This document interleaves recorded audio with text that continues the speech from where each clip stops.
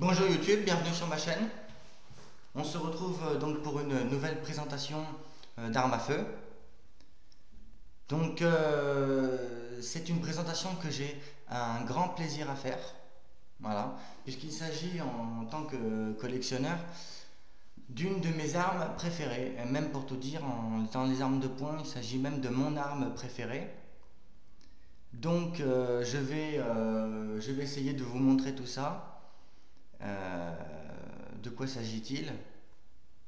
Il s'agit donc d'un pistolet Walther modèle PP, donc Polizei Pistol, donc d'un Walther authentique.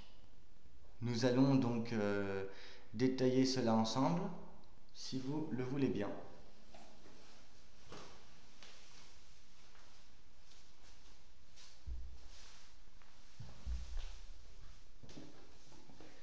Donc qu'ai-je dans cette petite boîte? Eh ben, on va pour cela ouvrir la petite boîte en question.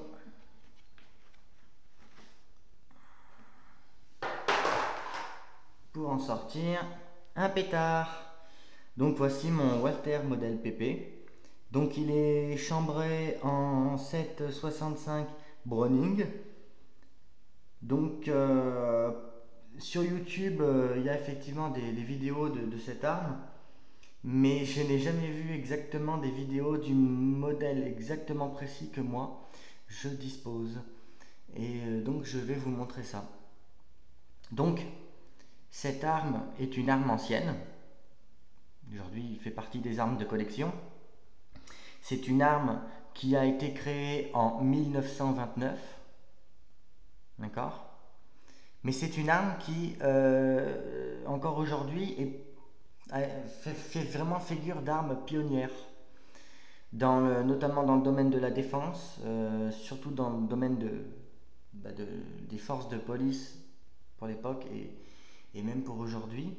C'est vraiment une arme qui était vraiment pionnière.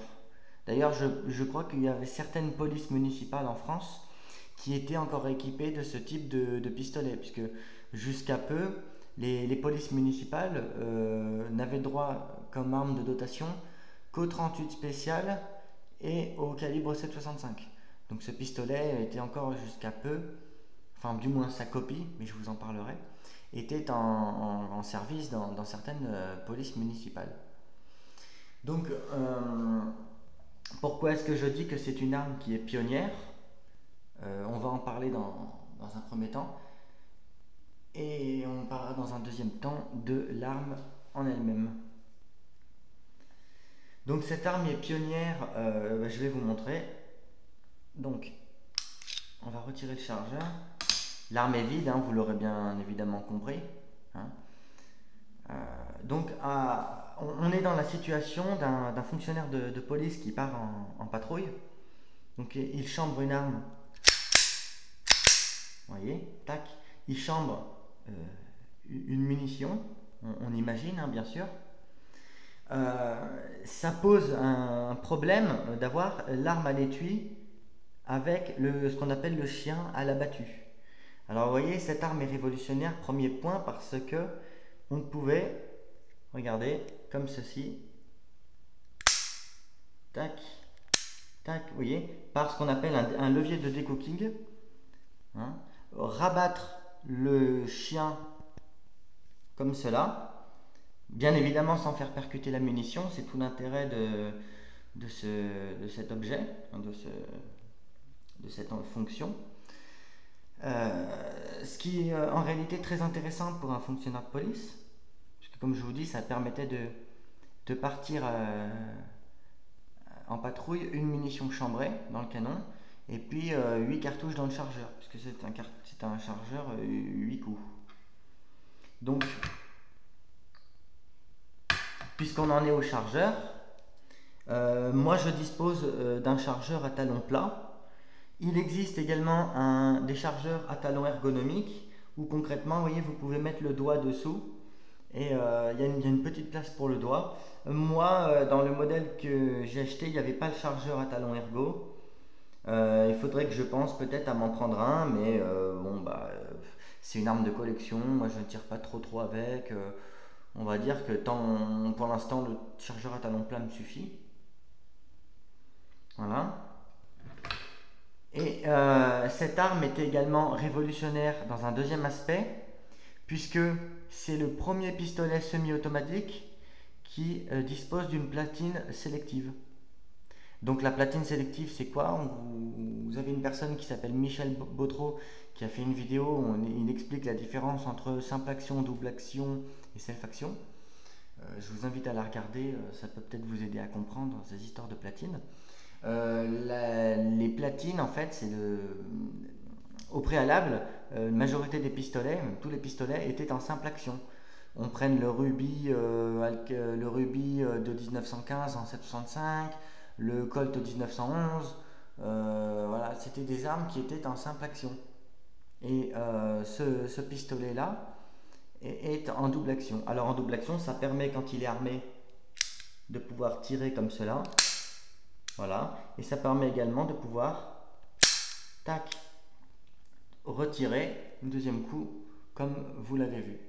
Voilà, c'est ce qu'on appelle une platine sélective. C'est le premier pistolet à disposer d'une platine sélective. Donc c'est quand même, faut reconnaître que c'est quand même pas mal. Voilà.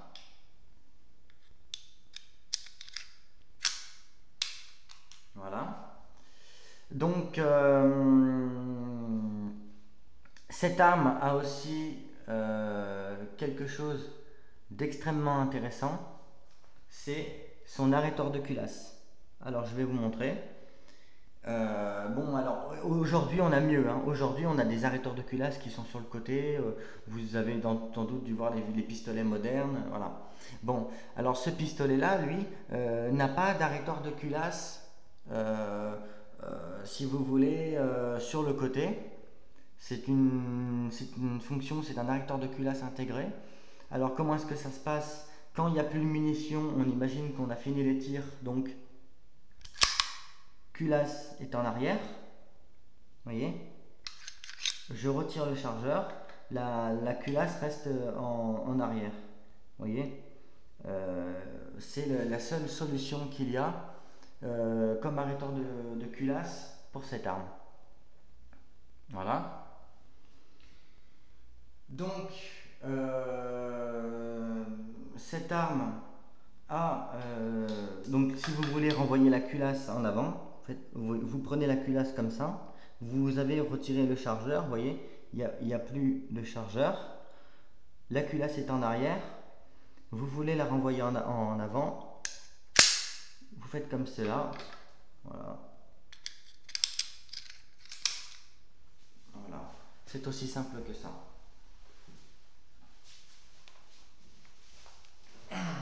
Donc le démontage de cette arme, comment fonctionne-t-il? Eh bien, il fonctionne assez simplement. Nous allons le voir dans un second temps. Donc moi je voulais vous parler aussi de cette arme en particulier, puisque c'est un Walther modèle PP, donc authentique, ça n'est pas une copie. On retrouve beaucoup sur le marché des copies Manurin. C'est-à-dire que vous pourrez trouver facilement en armurerie des copies de Walther PP qu'on appellera des Manurin PP. Pourquoi? La raison en est très simple. Ces pistolets étant des armes allemandes, à la fin de la Seconde Guerre mondiale, les Allemands, au titre de ce qu'on appelait le préjudice de guerre, ont dû donc céder les brevets de cette arme à Manurin, ce qui fait qu'on retrouve des pistolets Manurin copie Walther PP dans un matériau mieux fini, mais que moi personnellement je trouve moche. Voilà, c'est mon avis. Donc on a des modèles civils comme ça qui existent, hein, voilà. Donc c'est des modèles également qui ont équipé, je crois, la police nationale française jusqu'en 1972, si mes souvenirs sont bons. Alors ce pistolet, je vais vous en parler encore un petit peu. Alors, vous voyez, le mien a été fini, si vous voulez, certains me diront qu'il n'a pas été très bien fini, et pour cause, c'est ce qui fait sa valeur historique, puisque cette arme, c'est une production de guerre. Donc c'est un Walther modèle PP, authentique, c'est une production de guerre, et il a été produit en 1943. Donc les armes, ce qu'on appelle les productions de guerre, sont beaucoup moins bien finies que les armes version civile. Et pour cause, pendant la guerre, on n'a rien à foutre qu'une arme soit belle ou moche, on s'en bat les couilles, tout ce qu'on veut c'est qu'elle tire. D'accord? Voilà. Donc ça, c'est ce qui fait son charme. Voilà. Donc maintenant, on va passer au démontage de cette arme. Alors, comment est-ce qu'on procède pour le démontage de cette arme? Alors, première étape, donc bien sûr, on va s'assurer qu'aucune cartouche ne se trouve dans l'arme. C'est quand même la base. Donc première étape, mettre la culasse en arrière. Étape, bien sûr, on retire le chargeur, comme sur tous les PA. Troisième étape, contrôle visuel et tactile de la chambre afin de s'assurer qu'aucune munition n'y est chambrée. D'accord? Alors quatrième étape, je vais essayer de vous la faire, ça va être chaud patate parce que je suis placé comme un fou au niveau de la caméra, que c'est galère. Je vais essayer de vous montrer. Vous prenez, regardez, vous mettez le doigt en dessous du pontet. D'accord? Vous tirez la culasse en arrière, vous soulevez le pontet. D'accord? Vous tirez la culasse en arrière, vous soulevez le pontet et il y a tout qui sort. Maintenant, je vais essayer de vous montrer.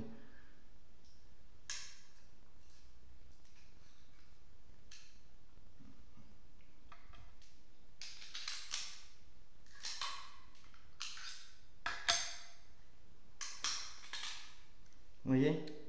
Voilà. Et vous voyez, là, on a la culasse. D'accord? Regardez, on a la culasse qui est sortie. Et il nous reste l'arme avec le canon et son ressort. D'accord? Pour remonter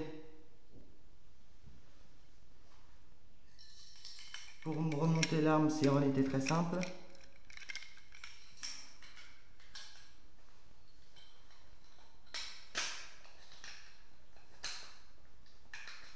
Voilà.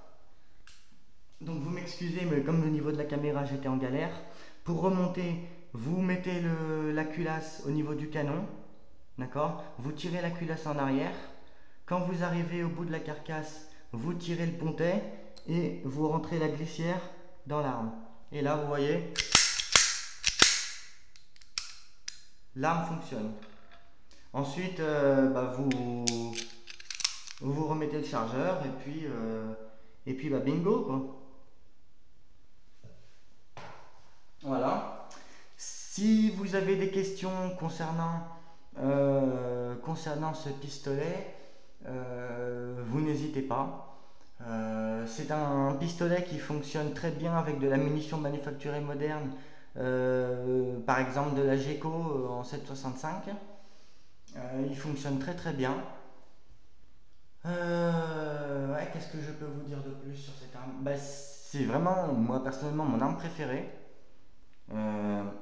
J'ai un vrai plaisir à utiliser cette arme à feu, sincèrement. Et c'est une arme qui est très agréable, y compris pour les femmes. Je ne vais pas faire de machisme, mais c'est une arme qui recule peu. Donc c'est une arme qui est utilisable potentiellement par une femme, par un enfant,